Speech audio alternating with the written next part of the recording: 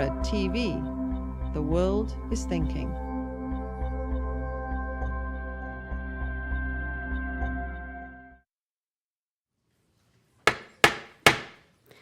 Good evening and welcome to the Commonwealth Club Silicon Valley program brought to you from the Santa Clara Convention Center. My name is Lata Krishnan.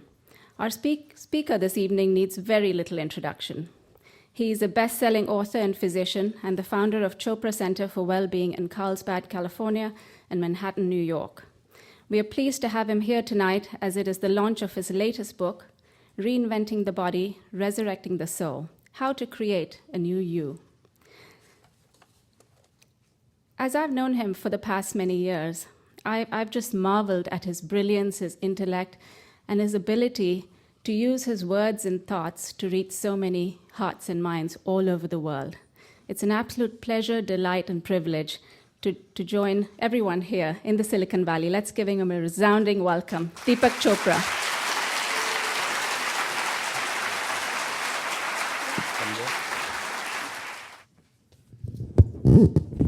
That's good. So how's life? How's everyone? Do you believe that you have a soul? Because if you don't, then this is the wrong lecture, the wrong event.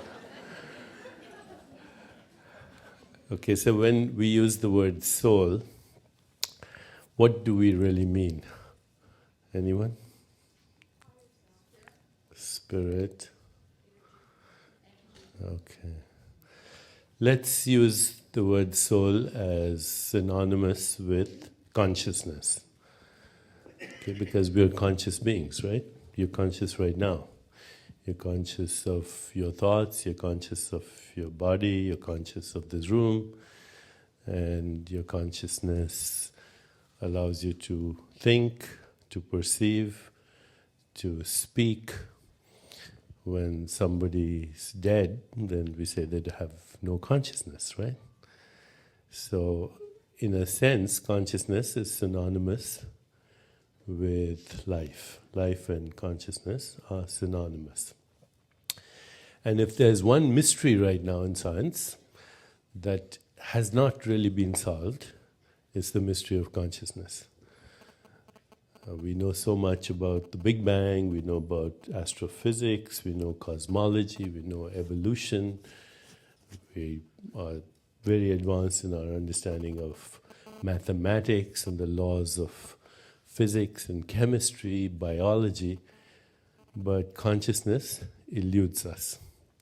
In fact, the more we understand biology, the more we understand how the nervous system works, the more difficult it becomes to understand consciousness. And one of the things, of course, is when you're looking for consciousness, it's your consciousness that's looking for consciousness, right? So when consciousness is looking for consciousness, then by definition, that's a subjective experience, right? Consciousness looking for consciousness is consciousness looking for itself. So by definition, that's a subjective experience, and science does not deal with subjectivity. Science deals with objective things. So that's one of the problems, where science finds consciousness so elusive.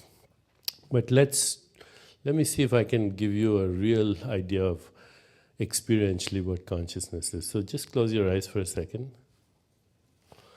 And I want you to imagine that you're looking at a beautiful sunset on the ocean.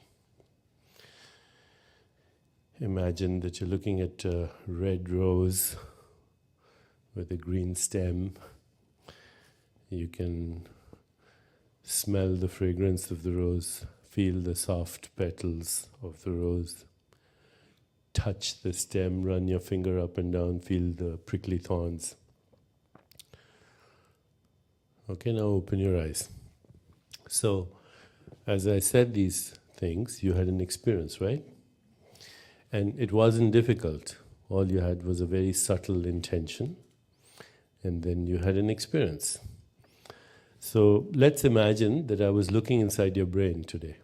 And today we can do that. We have all kinds of technology to look inside the brain when you're thinking a thought. That's what we're doing right now, you're thinking.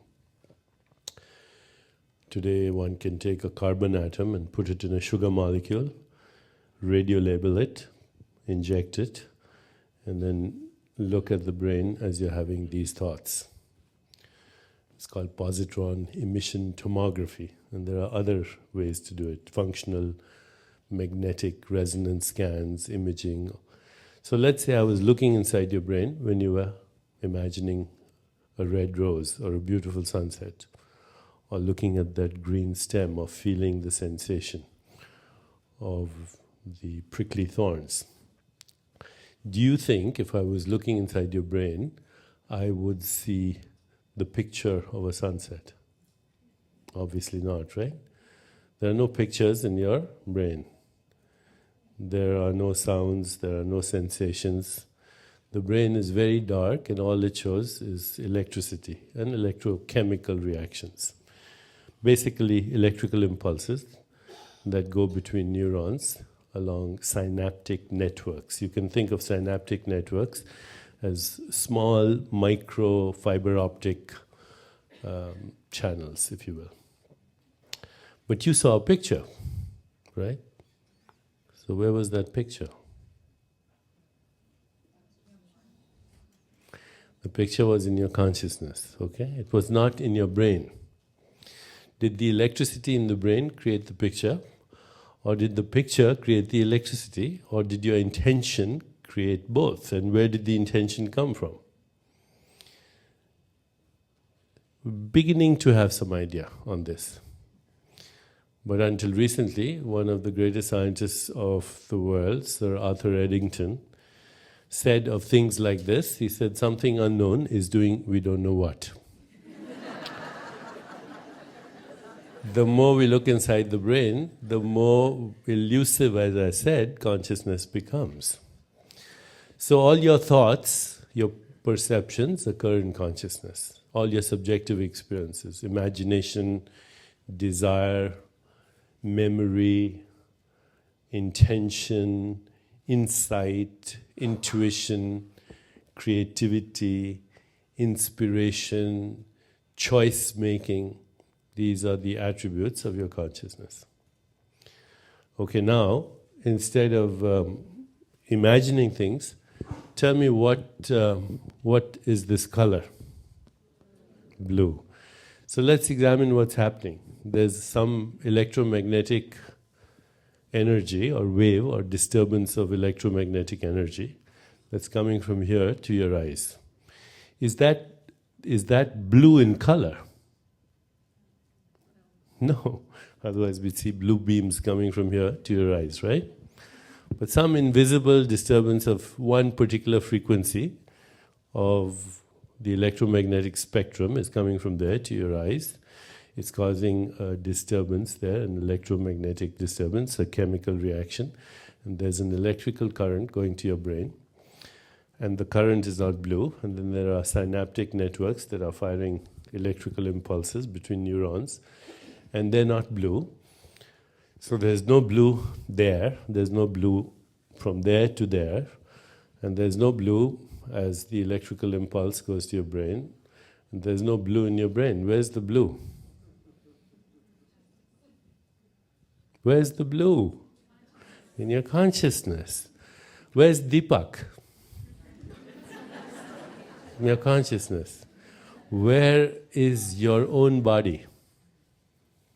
In your consciousness. Where are your thoughts? Where's this room? In your consciousness. Where's California? In your consciousness. Where's the United States? Where are the stars, galaxies, the sun and the moon? All in your consciousness. Okay. And the great rishis of India said, know that one thing by knowing which everything else is known. And that one thing is your own self, your own consciousness.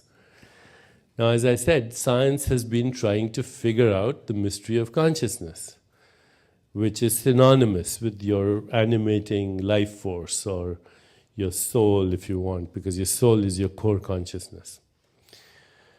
In the last century, there was a brilliant scientist by the name of Dr. Wilder Penfield, and he was also looking for the soul. He was a neurosurgeon, and when he would operate on his patients, in those days they'd do neurosurgery under local anesthesia because your brain doesn't feel any pain when you operate on it. And he would stimulate different parts of the brain to see what was happening. So one of his experiments was one day he was stimulating a part of the brain called the motor cortex. And the motor cortex is that which controls movement of the body. So he's stimulating this, and the patient's arm started to go up like this. And so he asked the patient, what's happening? And the patient said, my arm is moving up. He said, are you moving your arm? And the patient said, no, it's moving up. Maybe you're moving it for me by stimulating my brain. And then the patient was told by Dr. Penfield, he said, even as I stimulate your brain in order for your arm to move like this, I want you to make a choice. I want you to move it somewhere else. And in one instance, the patient reached over from the other arm and pulled it in this direction. In another instance, he resisted the movement and put it somewhere else. And with that simple conclusion, Dr. Penfield came to a very interesting conclusion. With that simple experiment, he said the brain is telling the body to go like this, but there's someone here who's telling the brain, I'm not going to let you do that, I'm going to move it like this. He said there's a choice maker that can override the commands of the brain to the body. He said, I know where the command post is, but where is the commander? The choice maker that overrides the commands of the brain to the body. And like that, Dr. Penfield did many other experiments to look for that person inside you who's all the time making choices and all the time making interpretations of experience. You know, we remember things, we interpret them. You are a choice maker. In every moment of your life, you're making choices about the future, and you're also remembering the past, and you're interpreting this past. And then you have imagination and creativity and all the things I have mentioned. This essential you cannot be found inside your body or inside your brain. And there's a very simple principle in science. It's called Occam's principle, named after a scientist called Occam. And he said, when you don't have an explanation, then the simplest explanation is probably the correct explanation. So what's the simplest explanation that you can't be found in your body or in your brain? What's the simplest explanation? You're not there. The simplest explanation that your consciousness cannot be found in your brain or your body, that your soul can't be found, is that you're not in it. So these days there are lots of very interesting books on so-called out-of-body experiences, when the real mystery is how do we manage to get an in-body experience without being in it? You are not in your body. Your body is in you. You're not in your mind is in you. You're not in this world, the world is in you. This was the greatest brilliant insight of the rishis of the Upanishads. They said, I'm not in the body is in me. I'm not in the mind is in me. Me meaning my core consciousness. I'm not in the world is in me. The body, the mind, the world, they happen to me as I curve back within myself and I create again and again. It's right there in the Upanishads, in the Bhagavad Gita. Lord Krishna, when he speaks to Arjuna, explains this as one of the teachings of yoga. It says, Prakratim swam vashtabhai vishrajami puna puna. Curving back within myself, I create. I create my mind, I create my body, and I create the whole universe. So this is very ancient wisdom, but it's finding some validity in science today. Because according to science, and I'm not now talking philosophy or speculation or metaphysics or anything of the sort, we're talking about our modern technology. If you can surf the information highway today, if you